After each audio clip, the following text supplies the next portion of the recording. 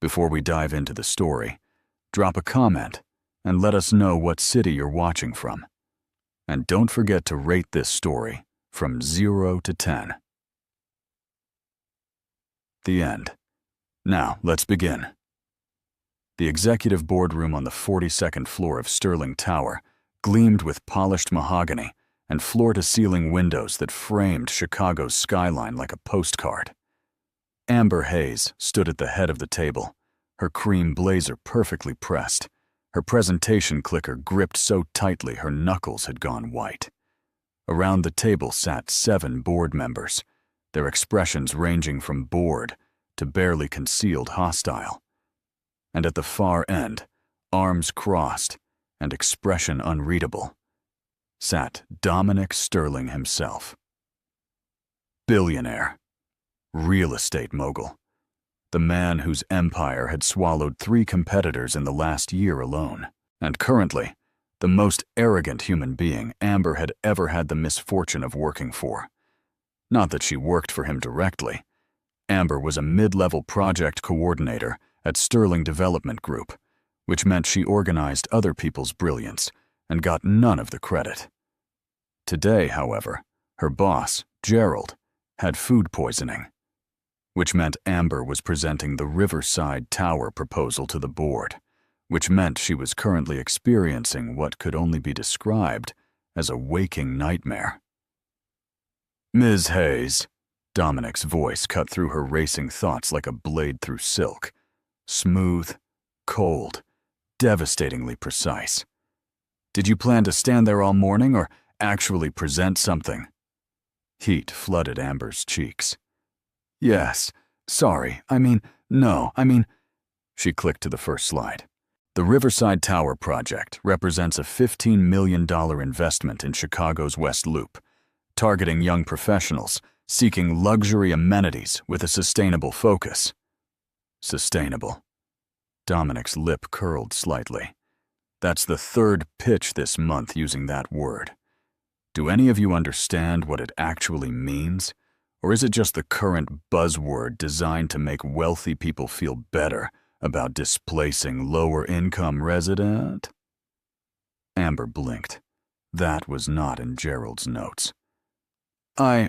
The environmental impact studies show. I've read the studies, Ms. Hayes. They're adequate. What I'm asking is whether you've actually thought about what you're proposing, or if you're simply regurgitating what Gerald fed you. The other board members shifted uncomfortably. Amber's mind raced. She could play it safe, stick to the script, hope Dominic got bored and approved the project anyway, or she could tell the truth. "You want honesty?" The words came out sharper than she'd intended. Dominic raised an eyebrow, the first hint of actual interest crossing his face. "Always." "Then honestly? This project is everything you just said. It's a buzzword-laden, gentrification-enabling cash grab dressed up in solar panels and reclaimed wood. The sustainability angle is marketing, not mission. We're not building for the community. We're building despite the community because the profit margins are too good to ignore." The room went silent. So silent, Amber could hear her own heartbeat thundering in her ears. She'd just committed career suicide in front of 7 witnesses.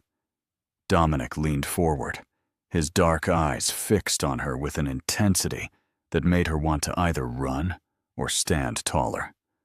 She chose the latter. "Continue," he said quietly. What?" "You started with honesty. Finish with solutions. If the project is as morally bankrupt as you suggest, what would you do differently?" Amber's mouth went dry. This was a test. It had to be. But she'd already jumped off the cliff. Might as well enjoy the fall. "I'd scrap the luxury angle entirely. The West Loop doesn't need another building for people making 6 figures. It needs mixed-income housing. 50% market rate, 30% subsidized, 20% fully affordable. Partner with local businesses for ground-floor retail instead of courting national chains. Use the sustainability features actually for sustainability, not aesthetics, and cut the profit margin from 40% to 20%. 20%? Dominic's tone was unreadable. That's hardly worth the investment. It's worth it if you actually care about building a legacy instead of just building wealth. The words hung in the air like a thrown gauntlet. Amber immediately regretted them. You didn't challenge Dominic Sterling in his own boardroom. You certainly didn't imply he was motivated purely by greed. His fortune was built on calculated risks and ruthless efficiency, not moral philosophy. To her shock, Dominic smiled. It wasn't a warm smile. It was the smile of a predator spotting interesting prey.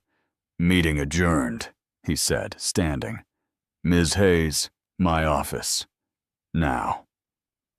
The board members filed out, several shooting Amber looks that ranged from pity to fascination. She gathered her materials with shaking hands and followed Dominic through the glass doors into his private office. If the boardroom was impressive, Dominic's office was a shrine to success. Modern art, worth more than Amber's annual salary, hung on walls painted in shades of charcoal and steel. His desk, a massive slab of black walnut, sat before windows that made the city look like it existed solely for his viewing pleasure. He didn't sit. Instead, he moved to the bar cart in the corner and poured 2 glasses of something amber-colored and probably more expensive than her rent. "Whiskey at 10 in the morning?" Amber heard herself say. "I just eviscerated your project in front of your board. Either you're celebrating my imminent firing, or you have a drinking problem."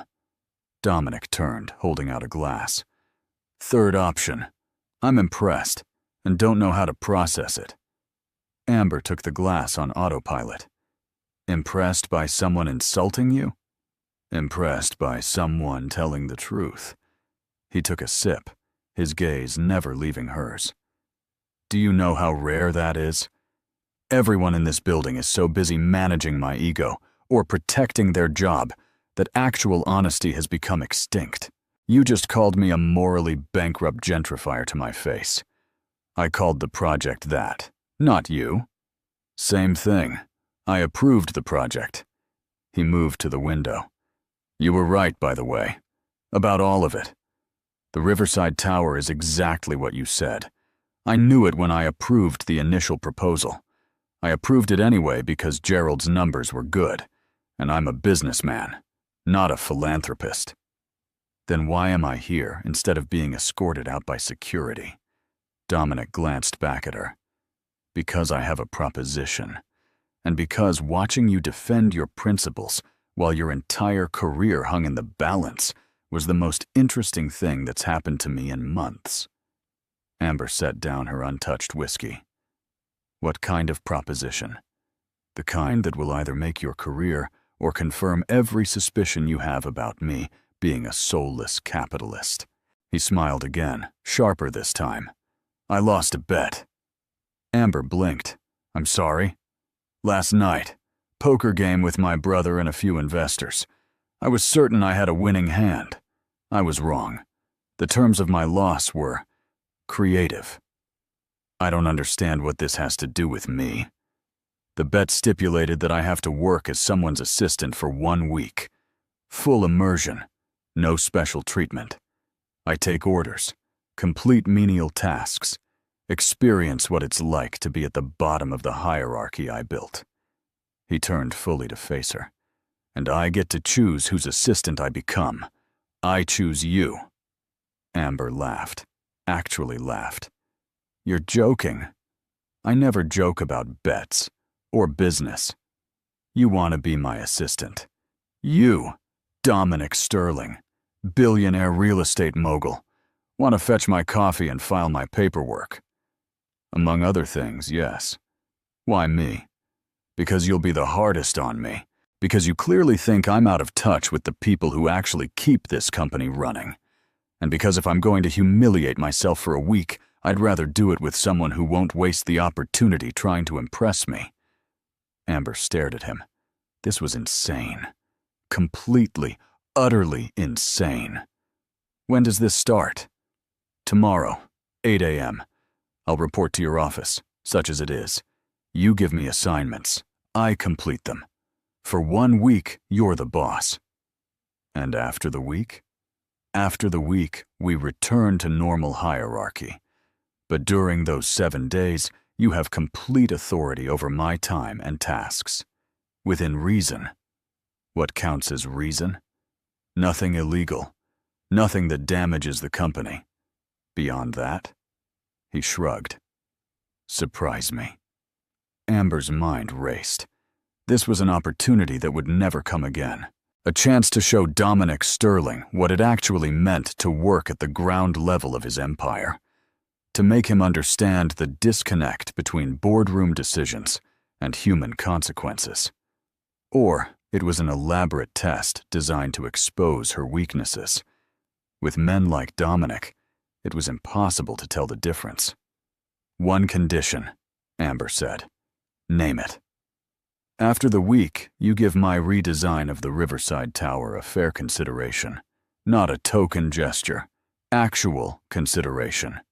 If the numbers work, we do it my way. Dominic studied her for a long moment. Then he extended his hand. Deal. But if your numbers don't work, you admit I was right, and stop lecturing me about moral bankruptcy. His hand was warm, his grip firm. Amber shook it, feeling like she'd just made a deal with the devil. A very handsome, very arrogant devil who was about to get a crash course in humility. Tomorrow morning, 8 a.m., she confirmed. Wear comfortable shoes. You're going to need them. Dominic's smile was sharp enough to cut. I'm looking forward to it, Ms. Hayes. Amber left his office with her heart pounding and her mind spinning. What had she just agreed to? That evening, Amber sat in her cramped studio apartment, surrounded by takeout containers and spreadsheets. Her best friend Rachel was on speakerphone, alternating between laughing and expressing concern. Let me get this straight, Rachel said. Your billionaire boss is going to be your assistant for a week because he lost a poker bet. That's the summary, yes. And you agreed to this. It's a chance to actually change something, Rach. To make him see past profit margins and quarterly reports. When am I ever going to get an opportunity like this again? Or it's a chance for him to find a reason to fire you. Amber, guys like Dominic Sterling don't make themselves vulnerable without a reason. This could be a setup. I know. But what if it's not?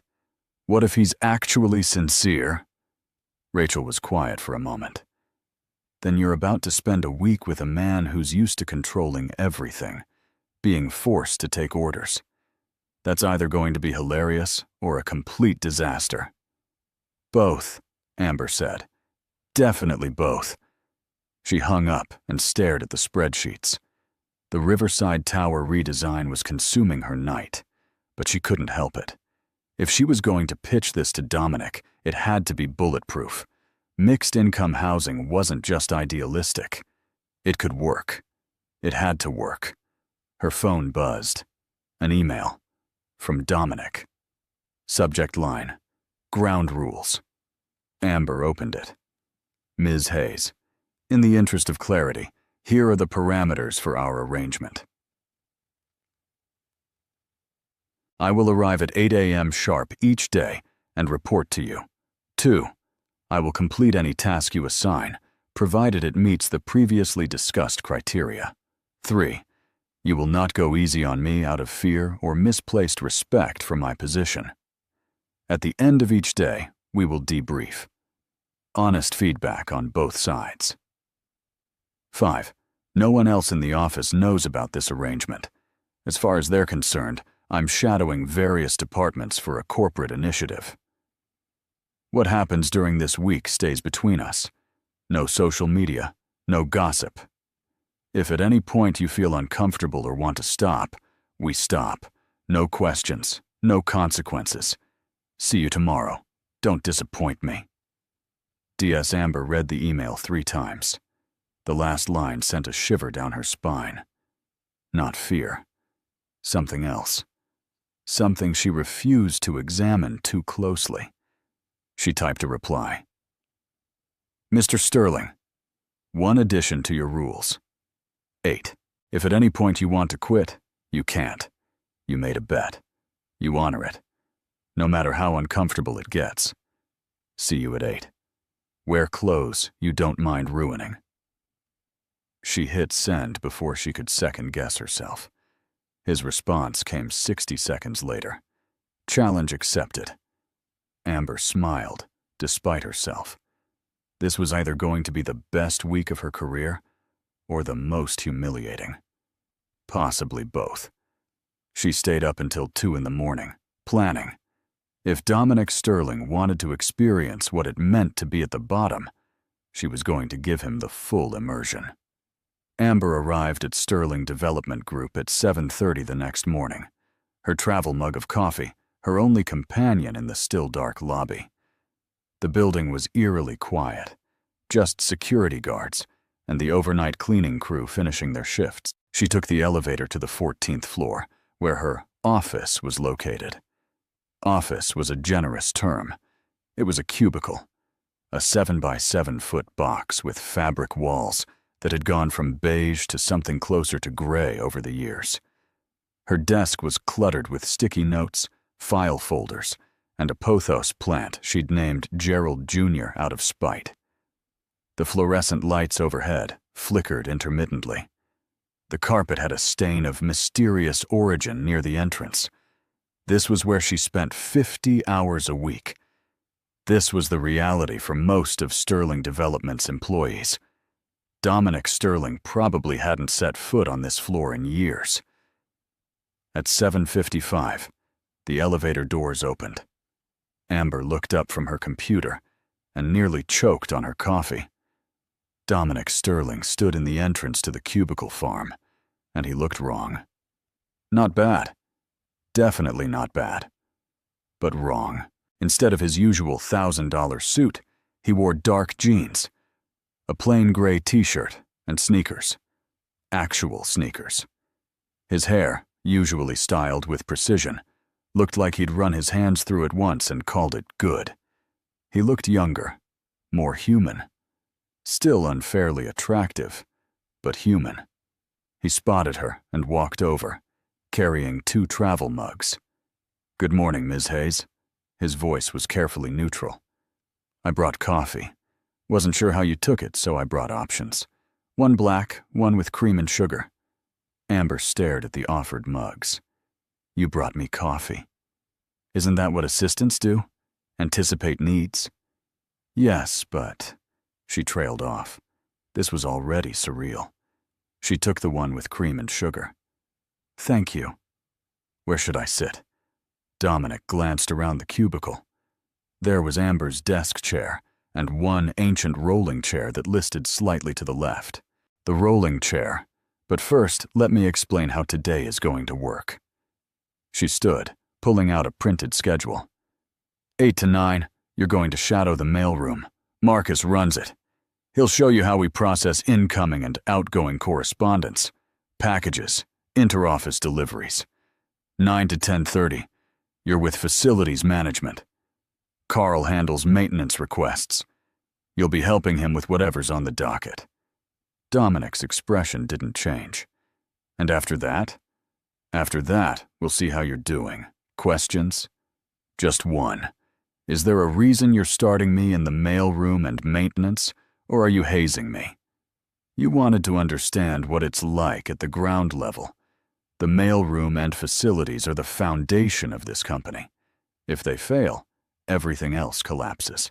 But I'm betting you've never once thought about who makes sure your mail gets delivered or your office stays at precisely 68 degrees.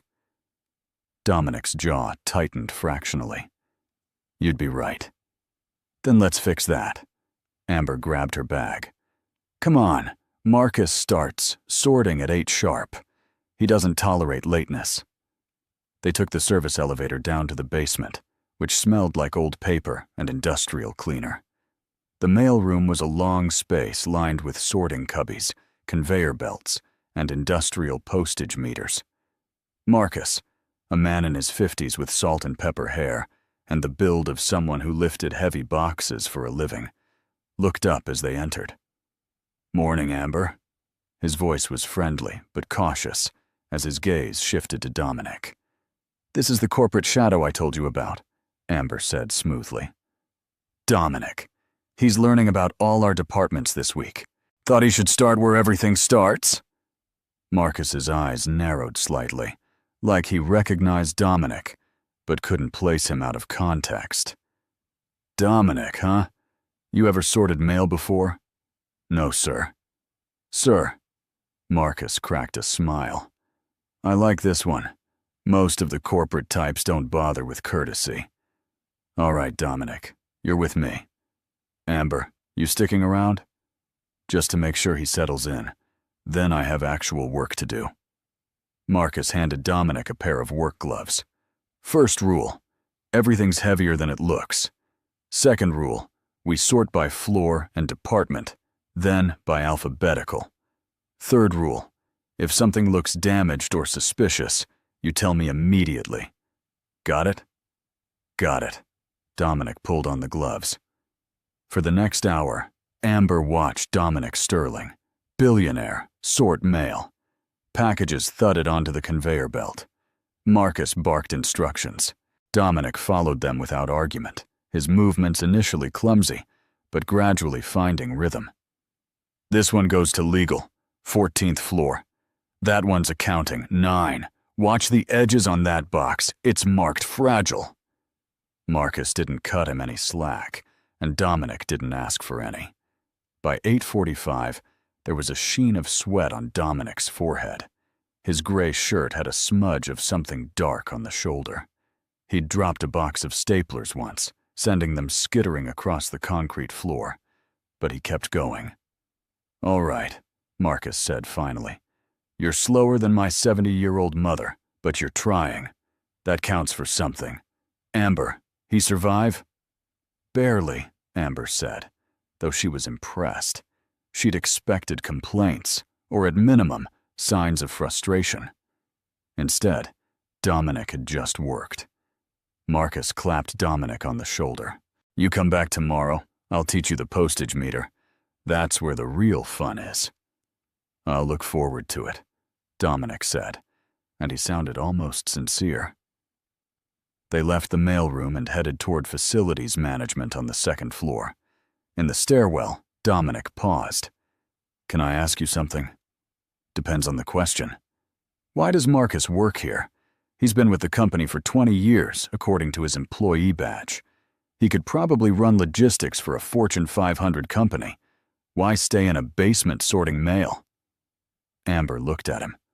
Really looked at him. "Did you ask him?" "No." "Maybe you should. People aren't puzzles to solve from a distance, Dominic. They're people, with reasons and stories and complexities you can't understand unless you actually talk to them." She continued up the stairs, leaving him to follow. Carl from facilities was waiting for them in a cluttered office that smelled like machine oil and coffee. He was younger than Marcus, maybe early 30s, with tattoos snaking down both arms and a perpetually amused expression. "So, you're my helper today." Carl looked Dominic up and down. "Amber said you're soft but willing to learn. That true?" "I'm standing right here," Dominic said dryly. "Yeah, and? You soft or not?" A pause. Then Dominic smiled, and it was genuine. "Extremely, but I'm willing to learn." "Good answer. Come on. We've got 3 toilet clogs, a broken thermostat on 7, and somebody stuck a bagel in the paper shredder on 12. Full schedule." Amber watched them leave, Carl talking a mile a minute while Dominic listened with an expression of resigned determination.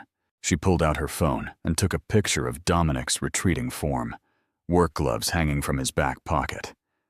Rachel was going to die when she saw this. True to Carl's word, the morning was a disaster parade.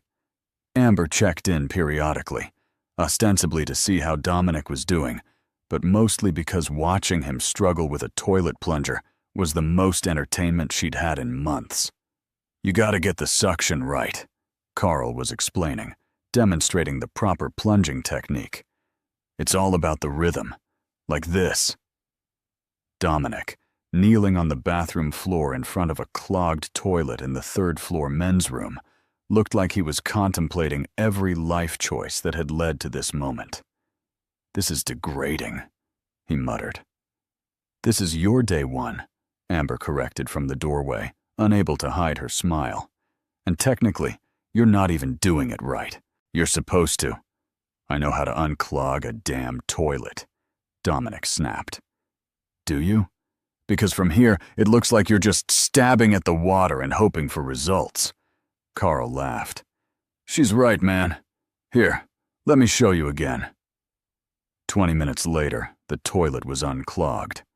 Dominic's shirt was splattered with water of dubious origin. His expression was somewhere between murderous and humiliated. "Congratulations," Amber said. "You've completed your first menial task. How does it feel?" Dominic stood, stripping off the gloves and washing his hands with soap. Twice. Like I need a shower and possibly a tetanus shot. Welcome to facilities management. This is what Carl does every day. Sometimes multiple times a day.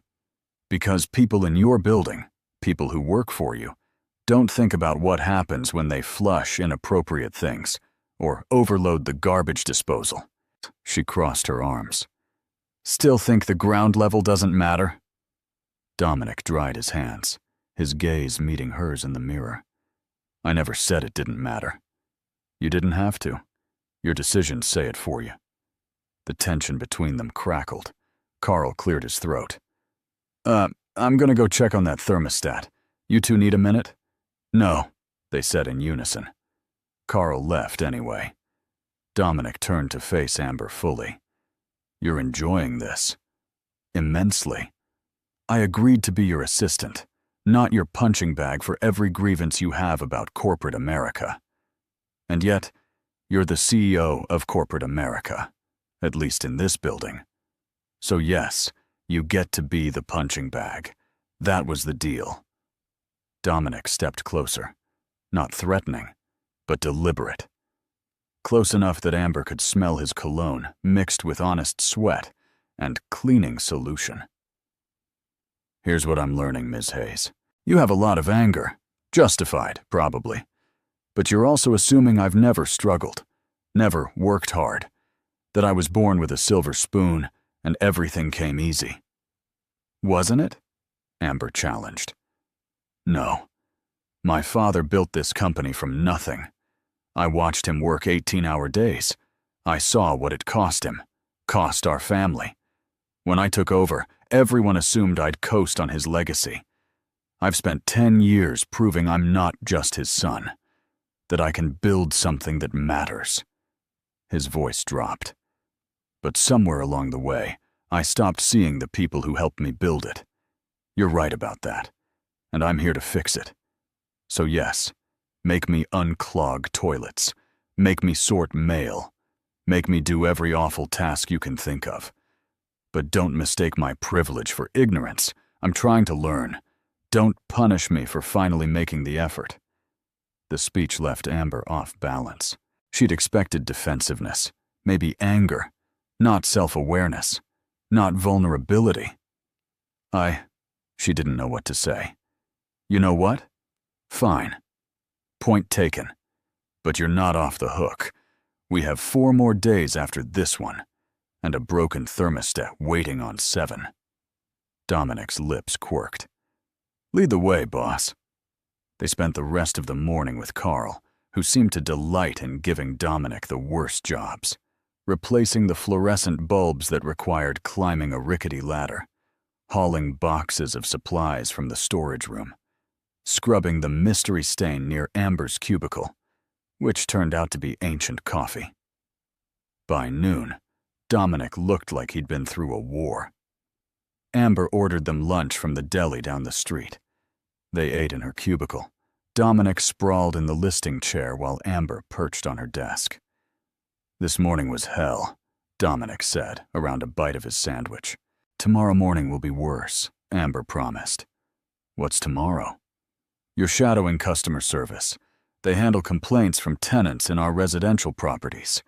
You'll be taking calls, logging issues, and trying to explain why rent went up, but the heat still doesn't work."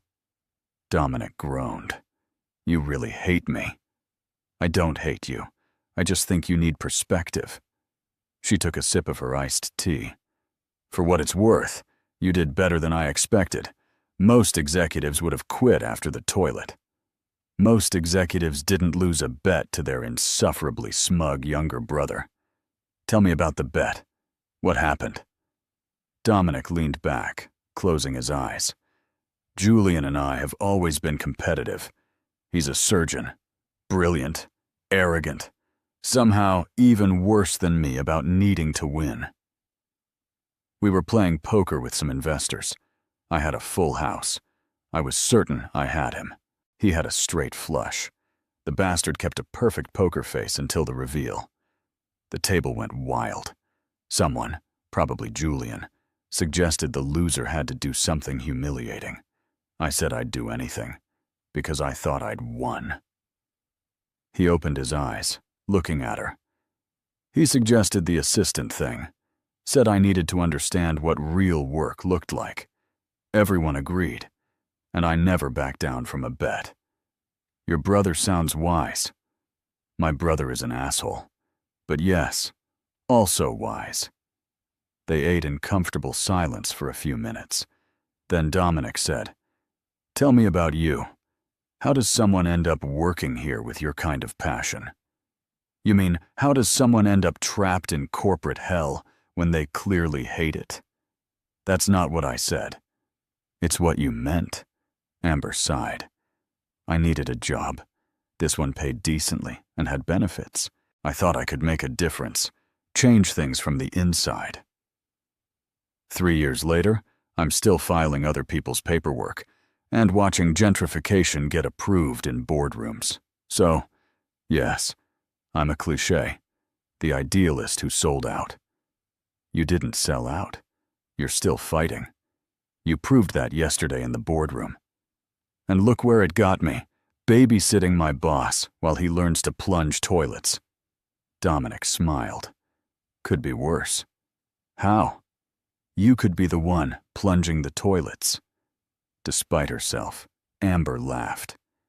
It was the first genuinely relaxed moment they'd shared, and it felt dangerously easy.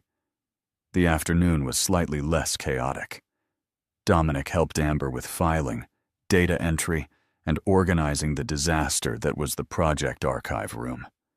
It was boring, tedious work, the kind that made hours feel like days. "How do you do this every day?" Dominic asked, staring at the spreadsheet he'd been inputting data into for an hour. "I don't have a choice. This is my job." "You have choices. You could work somewhere else." "Where? Every corporate job is some version of this. At least here I know the enemy." "I'm the enemy?" "You're the CEO of a company that prioritizes profit over people. So, yes, you're the enemy. Or you were. Jury's still out on whether you can change." Dominic saved the spreadsheet and turned to face her. "What would it take? For you to believe I could change?" Amber met his gaze. "Actions, not words. Anyone can say they care. Prove it. After this week, when you go back to your corner office and your board meetings, remember what it felt like to be down here and make decisions accordingly. And if I do, then maybe you're not the enemy. Maybe you're just someone who lost their way and needed a reminder." The vulnerability in Dominic's eyes was startling. "Thank you," he said quietly. "For what?" "For being honest. For not going easy on me. For giving a damn." Before Amber could respond, her phone rang. Gerald, her boss, who was supposed to be out sick. "Amber, I need the Morrison files. Where are they?" Gerald's voice was nasal and irritable. I left them on your desk Friday. They're not here. Find them. I need them in an hour. He hung up without waiting for a response. Amber swore under her breath. Problem? Dominic asked. Gerald needs files I know I already gave him, which means I have to track them down, probably discover they're exactly where I said, and then get blamed for his disorganization. Want help? You're my assistant. That's the job. They spent the next hour tearing through Gerald's office, which looked like a paper bomb had detonated. Eventually, they found the Morrison files in Gerald's briefcase, which he'd forgotten he'd put them in. Amber sent him a carefully professional email with the location. His response was a single word: thanks. No apology. No acknowledgement that he'd been wrong. I hate him, Amber muttered. I know, Dominic said. Is he always like this? Worse, usually. Today he's sick, so he's almost pleasant by comparison. You deserve better than this. Amber looked at him, surprised. Everyone deserves better. Most don't get it. Maybe that's about to change. There was something in his tone, a promise. Amber wanted to believe it, but didn't dare. The day finally ended at 6. Amber gathered her things, while Dominic leaned against the cubicle wall, looking exhausted. Day 1, complete, she said. You survived. Barely. I feel like I've been hit by a truck. That's called manual labor. You'll get used to it. Will I? No, but you'll get better at pretending. She smiled. Same time tomorrow? I'll be here. He paused. Amber? It was the first time he'd used her first name. Yeah? Thank you. For today. I learned more in 8 hours than I have in the last 8 months. Don't thank me yet. We still have 6 days. I'm looking forward to it. And the terrifying thing was, despite everything, so was Amber. Day 2 started the same way. Amber arrived early. Dominic showed up at 7:55 with coffee. But this time, there was an ease between them that hadn't existed before. Like they'd crossed some invisible threshold from adversaries to something closer to allies. Ready for customer service? Amber asked as they rode the elevator to the 10th floor. Define ready.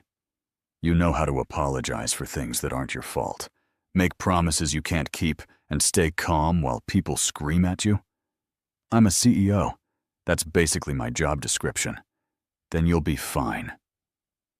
The customer service department was an open floor plan filled with cubicles, headsets, and the constant murmur of phone conversations. Jennifer, the department supervisor, greeted them with a tired smile. You must be Amber's shadow, she said to Dominic. I'm supposed to show you the ropes? Please. Fair warning, Tuesdays are hell. Rent was due Monday. We get all the angry calls today. She handed Dominic a headset and led him to an empty station. You'll take calls, log complaints in the system, and try to resolve what you can. Anything you can't handle, escalate to me. Questions? What's the average call volume? Per person, about 50 calls a day. More if we're short-staffed, which we always are. Dominic's eyes widened slightly. 50? Welcome to customer service. Amber, you staying? For a while. I want to see this. Jennifer queued up Dominic's first call. A woman named Patricia from one of Sterling's South Side properties. Her heat hadn't worked in 3 days. She'd called 4 times. No one had fixed it. And she had a 6-month-old baby. Patricia was not happy. Hello, this is Dominic with Sterling Development. I understand you're having an issue with your heating? Amber watched Dominic's expression shift as Patricia unleashed 3 days of frustration. He tried to respond twice, got cut off both times, and eventually just listened. I understand, ma'am. That's completely unacceptable. Let me look into this right now. Then he pulled up her account, frowning at the screen. I see your work order here. It's marked as Pending parts, but there's no follow-up scheduled. Pending parts? Patricia's voice came through clear enough for Amber to hear. I was told someone would come yesterday. I don't have an explanation for why no one came, but I'm going to personally make sure someone is there today, within the next 3 hours, and I'm flagging your account for a rent credit for the days without heat. You can do that? I'm making sure it happens. You have my word. He gave Patricia his direct extension, something Amber was certain wasn't protocol, and ended the call. Well? Amber asked. That was awful. She's right to be furious. 3 days with a baby and no heat? He was already dialing facilities management. Carl, it's Dominic. I need an emergency heating repair at the Southside property, Unit 3B. Yes, today. Within 3 hours. I don't care if you're short-staffed. Find someone. Thank you. He hung up and immediately logged the interaction, his jaw set. Next call. The morning continued in the same vein. Broken appliances, maintenance delays, rent increases that tenants couldn't afford, complaints about noise, pests, safety concerns. Each call was a small window into someone's frustration, and Dominic took every single one seriously.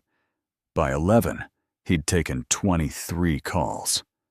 Amber watched him grow increasingly tense. You okay? She asked during a brief lull. No. How is anyone okay hearing this all day? These are real problems, real people, and we're failing them. Now you're getting it. Getting what? Why I called your project morally bankrupt. This is what happens when you prioritize profit over maintenance, when you cut corners on staffing because it saves money, when you raise rents but don't improve services. These calls are the result of your decisions. Dominic removed his headset, his expression tight. These aren't my decisions. I don't micromanage maintenance schedules. No, but you approve budgets that underfund maintenance departments. You push for rent increases that outpace improvements. You create the environment where these problems happen. And people like Jennifer and Carl try to hold it together while people like Patricia suffer. The words hit like punches. Dominic stood, walking to the window, his hands clenched and unclenched at his sides. You're right, he said finally. I knew the numbers. I didn't know the faces, the names, the 6-month-old baby freezing in an apartment because we're pending parts. That's on me. Yes, it is. So what do I do about it? Amber joined him at the window. You change the budget. You prioritize differently. You stop treating maintenance like an expense to minimize and start treating it like an investment in people. And if the board disagrees, then you convince them or you overrule them. You're the CEO, Dominic. You have power. Use it for something besides quarterly earnings. He looked at her, and there was something raw in his expression. You really believe I can change this? I believe you can try. Whether you succeed depends on how much you actually care. I care. His voice was low, intense. I'm starting to care a lot more than is comfortable. The air between them shifted, charged. Amber felt it like static electricity, raising the hair on her arms. Before she could examine the feeling, Jennifer called over. Dominic, you've got another call queued. The moment broke. Dominic returned to his station, and Amber retreated to an empty cubicle to actually do her own work. But she couldn't focus. She kept glancing over at Dominic, watching him listen intently to each caller, taking notes, making promises he'd probably have to fight to keep. He wasn't performing. He genuinely cared. When had that happened? Lunch was sandwiches again, eaten in the customer service break room. Jennifer joined them, grateful for the company. So what do you think of customer service? She asked Dominic. I think you're understaffed and underappreciated, he said bluntly. I also think the systems you're working with are outdated, and the protocols don't allow enough flexibility to actually help people. Jennifer blinked. Wow, usually corporate observers just nod and say we're doing great. You're doing great with inadequate resources. That's not the same thing. He pulled out his phone and made a note. What would make your job easier? More staff, better software, and actual authority to waive fees or approve repairs without 3 levels of approval. Done. Done? Jennifer laughed. Just like that? I'll draft the proposal myself. Can't promise it'll happen overnight, but I can promise I'll try. Jennifer looked at Amber. Is he for real? I'm starting to think he might be, Amber admitted. The afternoon brought more calls, but it also brought something unexpected. Patricia called back. I'm calling to thank you, she said. When Dominic answered, Carl came personally, fixed the heat in an hour, even looked at my leaky faucet without me asking, and my account shows a rent credit. Thank you. I didn't think anyone actually cared. Dominic's expression softened. You and your baby deserve to be warm. I'm sorry it took too long. You fixed it. That's what matters. After Patricia hung up, Dominic sat back, something like relief crossing his face. That felt good. Helping people usually does, Amber said. It's addictive, actually. Once you start, it's hard to stop. Is that why you stay, despite everything? Part of it. Every now and then, I get to make a real difference. Those moments make the rest bearable. Dominic nodded slowly. I understand that now. The day ended at 6 again. They took the elevator down together, exhaustion settling over both of them. Day 2, complete, Amber said. Still surviving? Barely. Customer service is soul-crushing. And yet Jennifer and her team do it every day. Remember that the next time you approve budget cuts. I will. He paused as they reached the lobby. Amber, would you want to grab dinner? There's a place near here. Nothing fancy, I'd like to debrief, actually talk without the office around us. Alarm bells rang in Amber's head. This was her boss. Kind of. The situation was complicated, but they still had a power dynamic. This could be inappropriate. Or it could just be dinner. Just dinner? She clarified. Just dinner. 2 colleagues discussing a project. My treat, obviously, since I'm the one who dragged you into this bet. She should say no. Keep boundaries clear. But she found herself nodding. Okay. But nowhere expensive. I'm not dressed for expensive. There's a Thai place 3 blocks from here. Plastic chairs and the best pad Thai in Chicago. You know about plastic chair Thai places? I do eat food outside of corporate catering, Ms. Hayes. It's after hours. You can call me Amber. Then you should call me Dom. Everyone who actually likes me does. Dom. It suited him better than Dominic. Less formal. More human. They walked to the restaurant through Chicago's early evening bustle. The air was crisp, autumn settling in with golden light and falling leaves. The Thai place was exactly as described. Plastic chairs, laminated menus, and smells that made Amber's mouth water. They ordered at the counter and found a table near the window. How did you find this place? Amber asked. I used to live near here, before the money, before the corner office. This was my regular spot. You lived near here? 2 blocks over, a studio apartment above a laundromat. I could hear the dryers through the floor. It was terrible, and I loved it. There was nostalgia in his voice. You miss it. Sometimes. Life was simpler. I knew who I was. Now, I'm not always sure. Their food arrived. They ate in comfortable silence for a few minutes before Dom spoke again. Can I ask you something personal? Depends how personal. Why do you work so hard at a job you clearly hate? You're brilliant, Amber. You could work anywhere. Why stay at Sterling? Amber set down her fork. because leaving feels like giving up, and because I keep hoping things will change, that someone will finally listen and actually care about doing better." She met his gaze. "I know how naive that sounds." "It doesn't sound naive. It sounds hopeful. There's a difference. Hope without action is just wishful thinking. Then let's take action. Together. After this week, let's actually change things. The Riverside Tower redesign, the maintenance budgets, the customer service systems, all of it. You're serious. Completely. You've spent 2 days showing me everything that's broken. Let me spend the next 5 days learning how to fix it.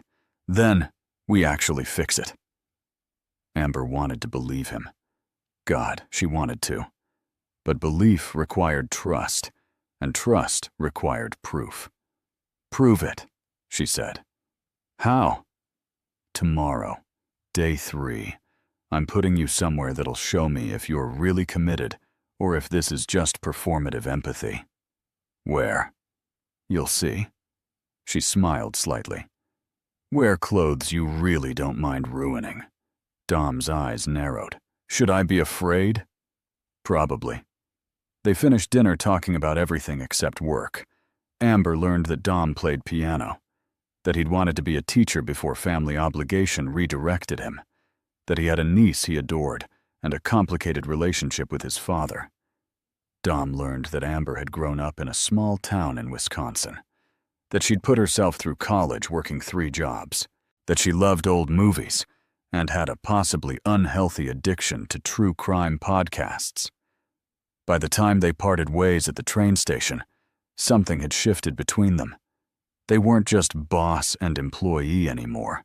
They weren't quite friends, but they were becoming something. And that something felt dangerous and inevitable all at once. Day 3 began with Dominic, Dom, arriving at 7:55, carrying coffee and wearing clothes that looked like he'd raided a donation bin. "You said to wear clothes I could ruin," he explained at Amber's raised eyebrow. "I took you seriously." "Good. You're going to need it." They drove to one of Sterling Development's properties on the west side, not the luxury condos Sterling was famous for. This was subsidized housing, old brick buildings with chipped paint and sagging stoops, the place Sterling owned, but rarely mentioned in shareholder meetings. "This is one of ours?" Dom asked as they pulled up. "This is one of yours," Amber corrected. "Sterling bought this property 5 years ago, with promises of renovations. The renovations never happened, but the management company sure did raise rents." She got out of the car. "Today, you're going to help Brenda. She runs the community outreach program here. Food pantry, after-school programs, tenant advocacy. She does more for these residents than Sterling ever has." Brenda was a woman in her 60s, with steel gray hair, warm brown skin, and eyes that had seen everything twice. She greeted Amber with a hug and Dom with frank assessment. "So, you're the corporate suit learning how real people live," Brenda said. "Yes, ma'am." "Ma'am, polite. That's a start. Come on. Tuesdays are food pantry days. We've got 200 families coming through. You're on intake, inventory, and hauling boxes. Think you can handle it?" "I'll do my best." "Best isn't good enough here. These families depend on us. You do the work right, or you don't do it." Her tone left no room for argument. The morning was chaos in the best possible way. Families streamed in, and Dom found himself taking names, checking lists, and helping distribute food. A single mother with 3 kids, an elderly man with shaking hands, a teenager trying to get groceries for his disabled grandmother. Each person had a story. Each person treated Dom with polite distance, the way people treated strangers who didn't understand their lives, until Dom started actually talking to them. "How old are your kids?" he asked the single mother. 7, 5, and 3. She looked exhausted. "You work?" 2 jobs, waitressing and overnight cleaning. It's still not enough. What would enough look like? She laughed bitterly. Enough would be rent that doesn't eat 70% of my income. Enough would be childcare I can afford. Enough would be not choosing between food and electricity. Dom didn't have an answer, so he just packed her bags carefully, made sure she got extra of everything, and said, "I hope things get easier." She softened slightly. "Thanks." By mid-morning, Dom was sweating through his shirt, hauling 50-pound bags of rice from the delivery truck. Brenda worked beside him, moving with efficiency born of years of practice. "You're doing better than I expected," she said. "I expected to quit in the first hour." "Something like that. Corporate types usually do." She handed him a crate of canned goods. "But you're actually trying." "Why?" "Because I didn't know," Dom said honestly. "I knew the numbers, occupancy rates, revenue, maintenance costs. I didn't know what those numbers meant, the faces behind them. I'm trying to fix that. Knowing is the easy part. Caring enough to change things is harder. I'm learning that." Amber watched from where she was helping organize the pantry shelves. Dom had been working for 3 hours without complaint. He'd lifted boxes, taken verbal abuse from a man whose heat hadn't worked in a week, and carefully helped an elderly woman load groceries into her walker. He wasn't performing. He was present. "He might actually be sincere," Brenda said quietly, joining Amber. "You sound surprised." Men with power rarely use it for good. They use it for more power. "Dom's different," Amber surprised herself by saying it. "Maybe. Or maybe he's just good at appearing different. Time will tell." After the food pantry closed at 2, Brenda took them on a walk through the property. She pointed out broken railings, graffiti that had been there for months, lighting that didn't work, making certain areas unsafe at night. "I've been sending maintenance requests for 2 years," Brenda said. "I get the same response every time. Pending approval, insufficient funds, low priority. Meanwhile, people live here, raise their kids here, deserve better than this." Dom stopped in front of a building with a broken front door. The lock was shattered, the frame splintered. "How long has this been like this?" 3 months. I've called 16 times. His jaw clenched. He pulled out his phone and called Carl. "Carl, it's Dom. I need an emergency repair team at the West Side property." "No, not tomorrow. Today. Multiple issues.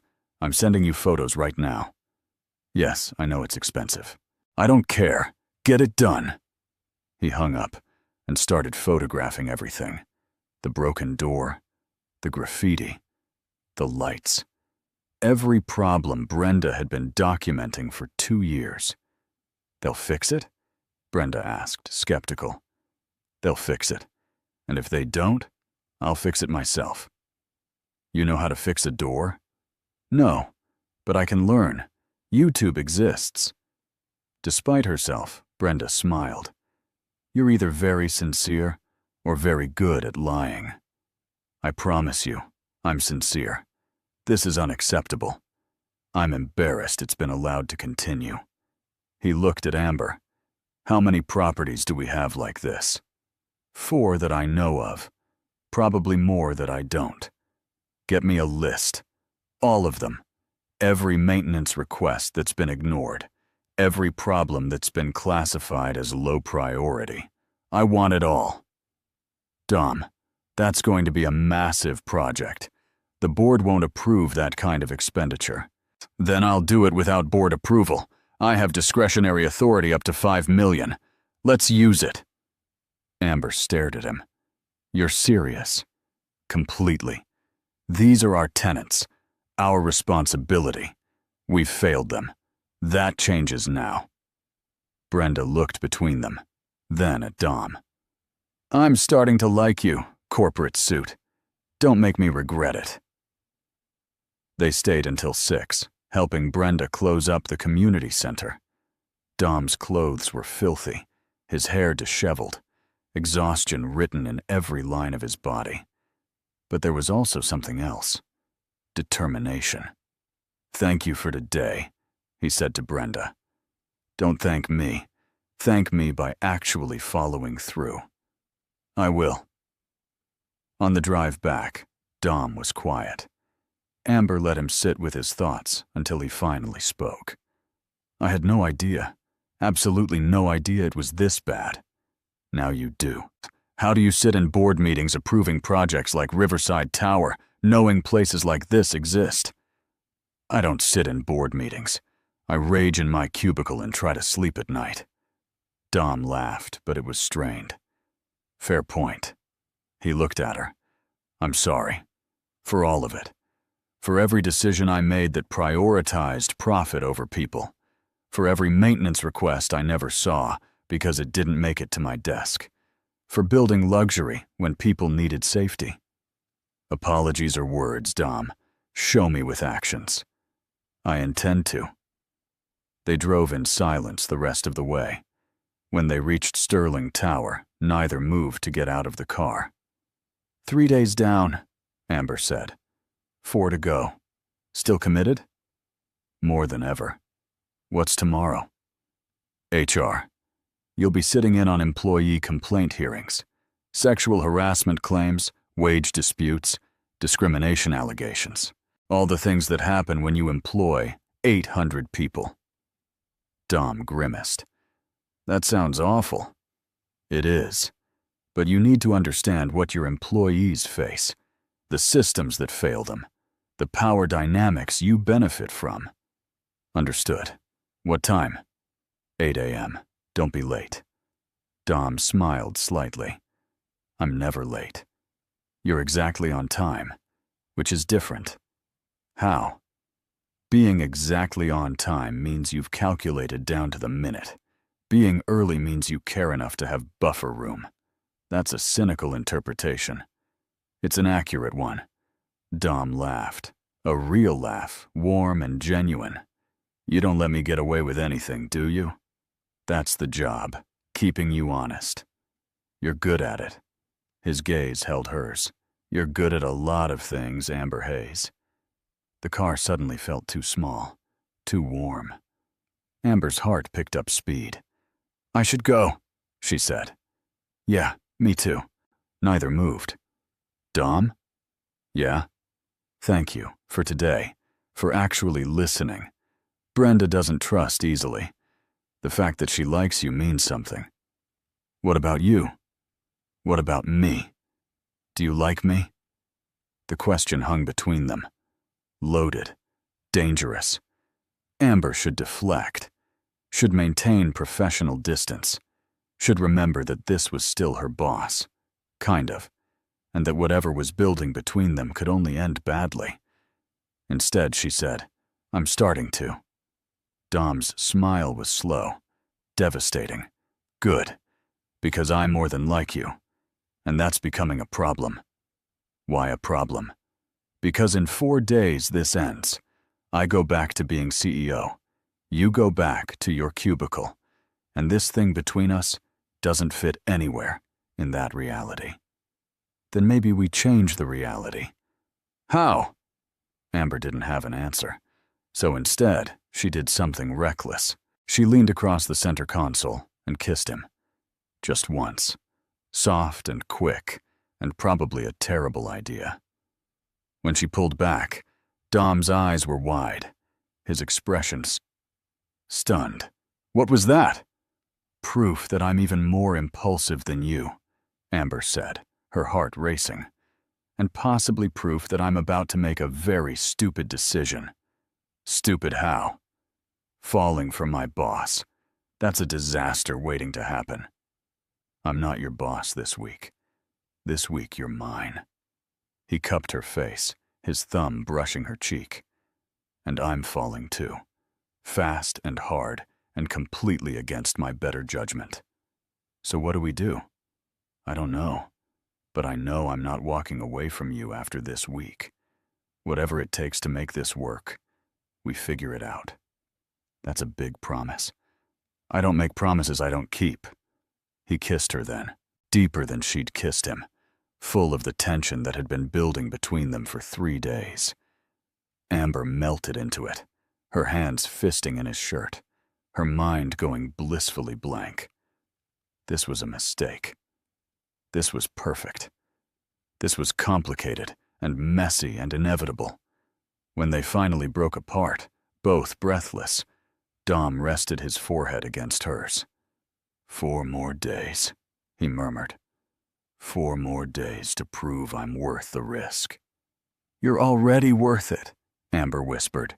Don't make me regret saying that. I won't. It was a promise, a vow. And sitting in that car, Amber chose to believe it. Day 4 was excruciating in an entirely different way.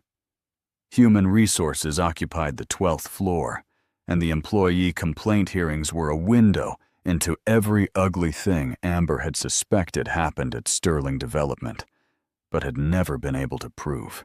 Dom sat beside Cynthia, the head of HR, a woman with the unenviable job of navigating corporate liability and actual human suffering. The first hearing was a sexual harassment claim. A junior analyst named Monica, describing in clinical detail how her supervisor had made inappropriate comments for 6 months, how she'd reported it twice, how nothing had changed until she threatened legal action. Why wasn't this addressed the first time she reported it? Dom asked Cynthia after Monica left. Cynthia's expression was carefully neutral. Her supervisor is a senior VP, high performer. The initial investigation concluded there was insufficient evidence. Insufficient evidence of her testimony? Policy requires corroboration. It became he said, she said. So we sided with the person with more power. We followed protocol. The protocol is broken. Dom made a note. What's the resolution now? The supervisor is being reassigned. Monica is being transferred to a different team. Confidential settlement. And the supervisor faces no real consequences while Monica has to uproot her career. That's the solution? It's the legal solution. It protects the company. It fails Monica. Cynthia leaned back. I don't write the rules, Mr. Sterling. I enforce them. If you want different outcomes, you need different policies. Then let's change the policies. The next 3 hearings followed similar patterns. Wage disputes where employees were technically right, but contractually powerless. Discrimination claims that were under investigation for months, while the people who reported them suffered retaliation. A whistleblower case where someone reported safety violations and was subsequently fired for unrelated performance issues. By lunch, Dom looked sick. This is systemic, he said, as he and Amber ate in the HR break room. It's not isolated incidents. It's the entire structure. Now you understand why I called your company morally bankrupt. This is what happens when profit is the only metric that matters. People become liabilities to manage instead of humans to protect. How do you work here knowing this? I don't know anymore. Amber's voice was soft. Some days I think I'm making a difference. Other days I think I'm complicit just by staying. Dom reached across the table and took her hand. The gesture was bold, especially in the office, but he didn't seem to care. After this week, we change it. All of it. The policies, the protocols, the culture. I don't know how yet, but we will. That's a massive undertaking, Dom. You'll face resistance from the board, from senior management, from everyone who benefits from the status quo. Then I'll fight them. With you. If you're willing. Amber looked at their joined hands. This was moving fast. Too fast. She barely knew him outside of this surreal week, but she also knew that what she'd seen in the last 4 days wasn't performance. Dom was genuinely horrified by what he was learning, genuinely committed to change. I'm willing, she said, but don't make promises you can't keep. Hope is dangerous when it's disappointed. I won't disappoint you. The afternoon brought more hearings and more evidence of broken systems. By the time 5 o'clock arrived, Dom looked hollowed out. "I need a drink," he muttered as they left. "I need several." "Drinking away corporate guilt is very CEO of you," Amber teased, trying to lighten the mood. "I'm serious. Come with me. Not somewhere corporate. Somewhere real. I need to remember there's good in the world after today." And they ended up at a dive bar 3 blocks from Amber's apartment. Dim lighting, sticky floors, a jukebox playing 80s rock. It was perfect. They claimed a booth in the back and ordered whiskey. "To terrible days and worse revelations," Dom said, raising his glass. "And to somehow still having hope," Amber added. They drank. The whiskey burned, sharp and clarifying. "Tell me something good," Dom said. "Something that has nothing to do with work or corporate malfeasance or how deeply I've failed as a leader." Amber thought. "My niece is learning to read. She's 5. She calls me every night to read me a page from her book. She gets about half the words wrong, but she's so proud." Dom's expression softened. "That's wonderful. Your turn. Something good." "My brother Julian, the one who started this whole bet, just got engaged. To a guy he's been in love with since medical school but was too scared to admit it. He finally told him. They're getting married next spring." "That's really sweet. Are you going to be the best man?" "He hasn't asked yet, but I'm planning my speech anyway. It's going to be embarrassing. I'm going to tell every awkward story from our childhood." They talked for hours. About families and fears and dreams they'd stopped admitting out loud. Amber learned that Dom wanted to design buildings, that he sketched in his rare free time and had a portfolio he'd never shown anyone. Dom learned that Amber wrote, that she had half a novel on her laptop she was too scared to finish because finishing meant facing whether it was good enough. "Show me your sketches," Amber said, emboldened by whiskey. "Show me your novel. You first." "That's not how this works." "Then we trade, page for page, sketch for chapter." Dom pulled out his phone and showed her photos of his work. Detailed architectural drawings, buildings that somehow managed to be both functional and beautiful, spaces that looked like they'd make people feel something. "Dom, these are incredible. They're just doodles. They're more than that. These are designs, actual buildable designs. Why aren't you doing this professionally?" "Because I'm supposed to run the family business. Because Ashford men don't become architects. We become moguls." "Screw supposed to. What do you want?" He looked at her, and there was such naked longing in his eyes. "I want to build something beautiful. Something that matters more than profit margins. I want to design spaces where people actually want to live, where they feel safe and seen and valued." "Then do it. You have the money, the connections, the talent. What's stopping you?" "Fear. That I'll fail. That I'm not good enough. That walking away from Sterling will mean I wasted 10 years of my life." Amber reached across the table and took both his hands. "You won't fail. And even if you do, at least you'll have tried. Living someone else's dream is the real waste. You make it sound possible. It is possible. You're just scared, which is human. But don't let fear steal your life." Dom stared at their joined hands. "Come work with me." "What?" "After this week, come work with me. Not at Sterling. On something new. A development company that actually gives a damn. Mixed income housing. Sustainable design. Spaces that serve communities instead of just extracting profit from them. We'll call it," he trailed off, thinking. "Hayes Sterling Development," Amber supplied. "Your name first?" "It was your idea, in the boardroom. You're the vision. I'm just the idiot with money." "You're not an idiot. You're a billionaire who lost a bet and learned humility. That's rare." "Is that a yes? You'll do it?" Amber's mind spun. This was crazy. Leaving a stable job to start a company with a man she'd known for 4 days. A man she was also definitely falling for, which complicated everything. But when was the last time she'd felt this alive? This hopeful? "Ask me again after day 7, she said. "If you still mean it after this week is over, then yes, I'll do it." Dom's smile was brilliant. "You won't regret it. I'll probably regret it immensely, but I'll do it anyway." They sealed the agreement with a kiss, right there in the dive bar booth. It was becoming a habit, a dangerous, wonderful habit.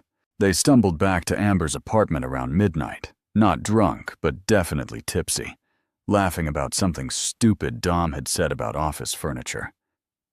"This is me," Amber said, stopping in front of her building.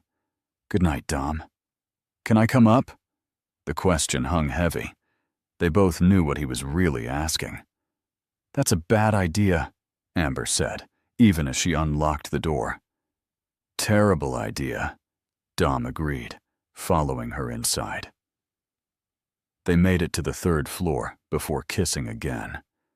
Made it to Amber's door before Dom pressed her against it, his hands tangling in her hair, his mouth desperate against hers. "We should stop," Amber gasped between kisses. "Probably," Dom agreed, not stopping. "We still have 3 days. We should wait. Keep things professional." "Absolutely." They tumbled through the door, shedding jackets and shoes, hands roaming, breath coming fast. Amber's apartment was tiny, a studio with a Murphy bed and a kitchen that was more suggestion than reality. But it was hers, and right now, with Dom kissing his way down her neck, it felt perfect. "Are you sure?" Dom pulled back, his eyes dark, his chest heaving.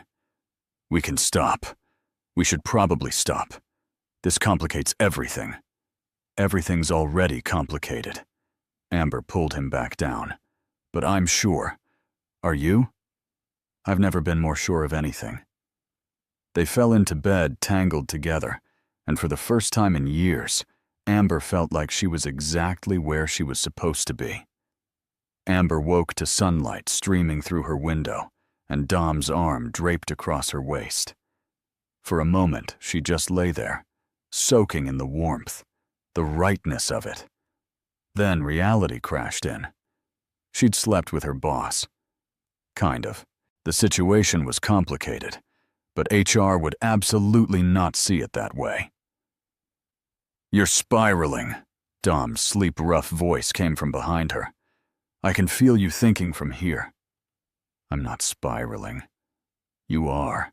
Your entire body just tensed up." He pressed a kiss to her shoulder. "We're going to be fine. You don't know that. I know that I don't regret last night. Do you?" Amber turned to face him. His hair was a mess, his eyes still heavy with sleep, and he looked unfairly good for someone who'd drunk whiskey until midnight. "No, but that doesn't mean this isn't complicated. Everything worth having is complicated." He tucked a strand of hair behind her ear. "We'll figure it out. Together.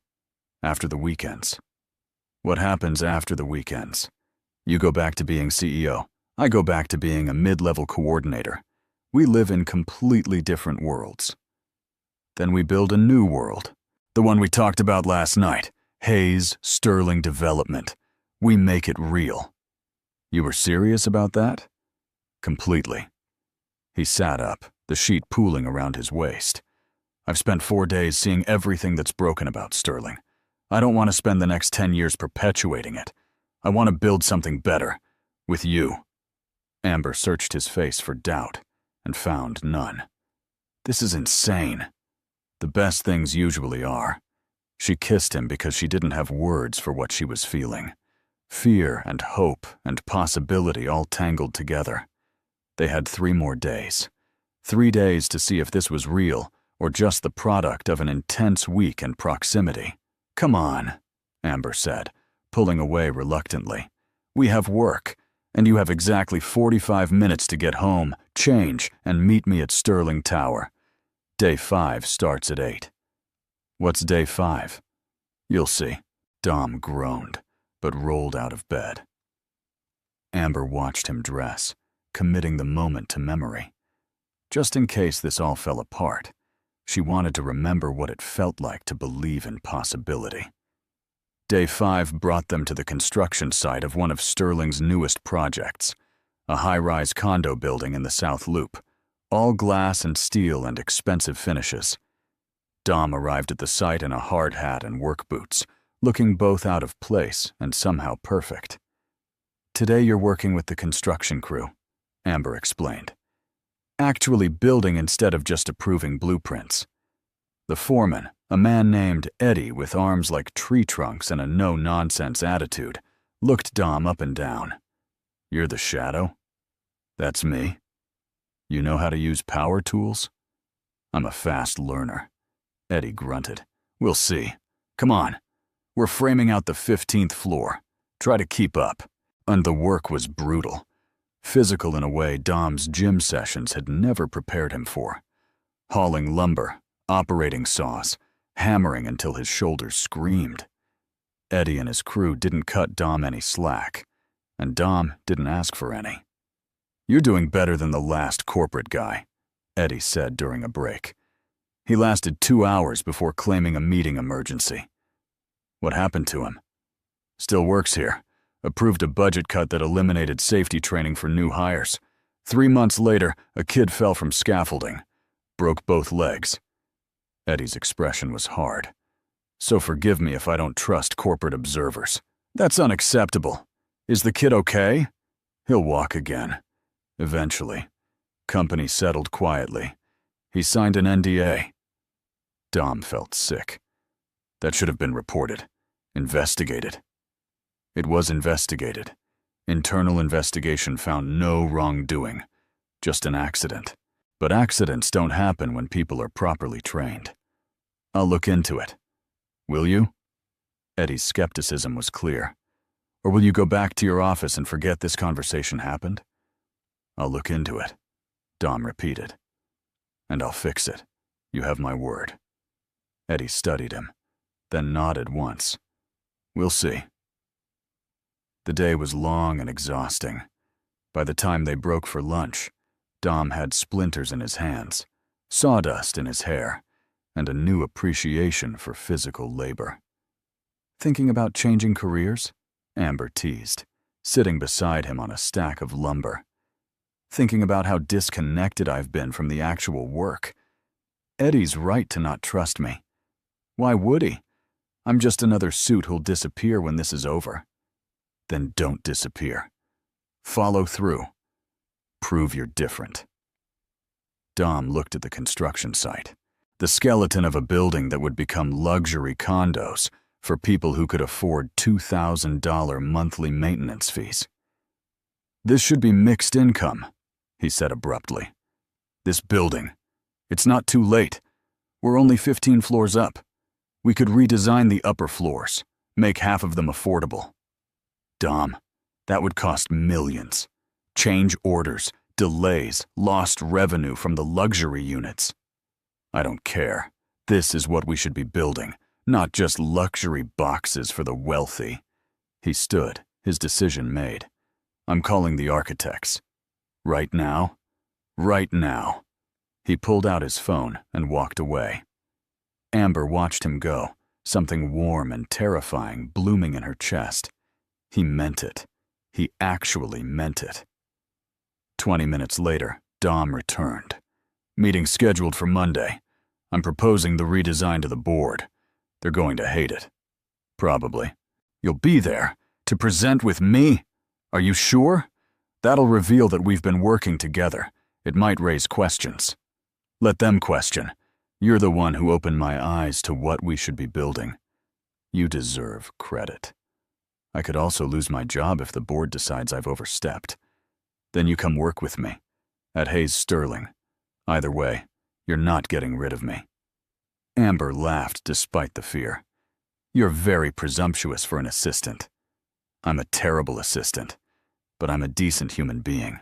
I'm working on it, at least." They returned to the construction site, and Dom threw himself back into work.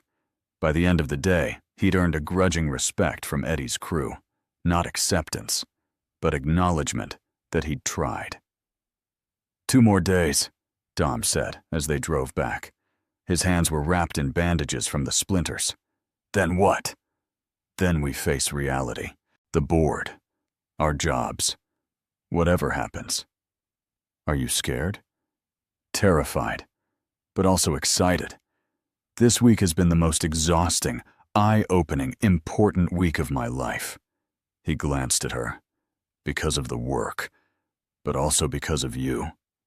Dom, I know. It's fast. It's complicated. But I meant what I said. After this week, I'm not walking away from you, or from the chance to actually build something that matters. What if the board says no? What if they refuse the redesign, the policy changes, all of it? Then I quit, and we build something better without them. Amber's breath caught. You'd walk away from Sterling? From everything your family built? I'd walk away from a legacy that's built on exploitation. My father started with good intentions. But somewhere along the way, Sterling became about profit at any cost. I'm not doing that anymore, with or without the board's blessing. That's a huge risk. You're worth it. This vision is worth it. And honestly, I think I'll sleep better at night actually building something good, instead of just managing an empire. They fell silent. Amber's mind raced with possibilities and fears. But underneath it all was a solid foundation of certainty. Whatever happened, they'd face it together. Days 6 and 7 passed in a blur. Dom shadowed the accounting department, learning how budgets were allocated and where money was quietly funneled away from maintenance and into executive bonuses. He spent time with the legal team, reviewing contracts that protected the company but left tenants vulnerable. Every hour revealed another way Sterling prioritized profit over people. And every hour, Dom's resolve hardened. On the final evening, they sat in Amber's apartment surrounded by spreadsheets and architectural plans. The redesigned Riverside Tower, the maintenance budget overhaul, the new HR policies, everything they'd need to present to the board Monday morning. Are you ready for this? Amber asked. No, but I'm doing it anyway. Dom reached for her hand. Whatever happens tomorrow, thank you. For this week. For believing I could change. For pushing me to actually see what I'd been ignoring. Thank you for listening. Most people in your position wouldn't have. Most people in my position never have to unclog a toilet or hear Patricia talk about her baby freezing without heat. That's the problem. Distance makes cruelty easier. Amber squeezed his hand. So we eliminate the distance. We build something where everyone matters, not just shareholders. Hayes Sterling Development. Are we really doing this? We're really doing this. He kissed her softly. Whatever the board says, we're doing this, together. Monday morning arrived cold and gray. Amber wore her best suit, armor against the battle ahead. Dom wore his usual CEO uniform, but something was different. He carried himself differently, confidence mixed with purpose. The boardroom was packed. 7 board members. Gerald, looking suspicious. Various executives and department heads. And at the head of the table, waiting. Dom stood at the front with Amber beside him. He clicked to the first slide.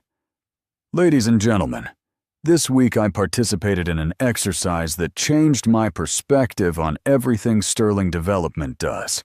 I worked as an assistant throughout our company. Mailroom, facilities, customer service, construction. What I learned was both humbling and horrifying. He walked them through it. Every problem, every failure, every human cost of their profit-first approach. The room grew tense. What I'm proposing today is a fundamental shift in how we operate. Starting with the Riverside Tower project. We're redesigning it for mixed-income housing. We're overhauling maintenance budgets across all properties.